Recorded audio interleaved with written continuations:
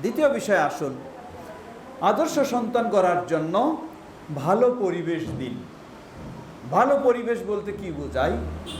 ভালো পরিবেশ বলতে দুই সাইডে, একটা হলো আমার বাড়ি, আর একটা হলো আমার সন্তানের শিক্ষা প্রতিষ্ঠান। আমার বাড়ি আলহামদুলিল্লাহ আমি শতভাগ ইসলাম মেনে চলার চেষ্টা করি, ইসলামী পরিবেশে আমার সন্তানদেরকে মানুষ করার চেষ্টা করি বাড়ির পরিবেশে।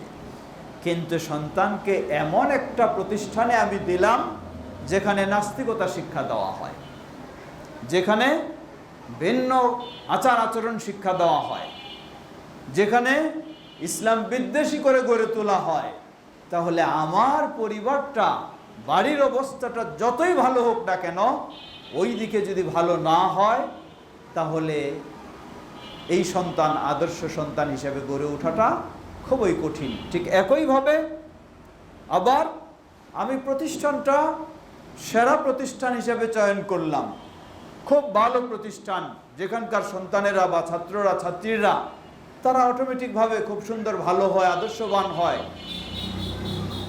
কিন্তু আমার বাড়ির পরিবেশটাকে সেরকম করতে পারলাম না।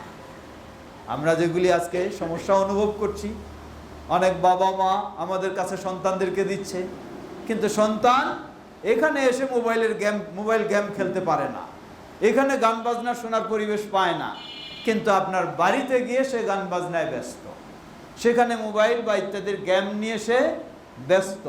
তাহলে প্রতিষ্ঠানে ভালো পরিবেশ হলেও বাড়িতে যদি ভালো পরিবেশ না হয়, তবু তাকে ভালো হিসাবে গড়ে তোলা সম্ভব নয়। তাই ভালো পরিবেশ দিন, এর অর্থ হলো নিজের বাড়িটাতেও ভালো পরিবেশ তৈরি করতে হবে। যেই ভালো পরিবেশে ভালো সন্তান গড়ে উঠবে, ঠিক তেমনইভাবে যেই প্রতিষ্ঠানে আমি দেব সেই প্রতিষ্ঠানকেও সেভাবে ভালো হিসাবে চিন্তা করব।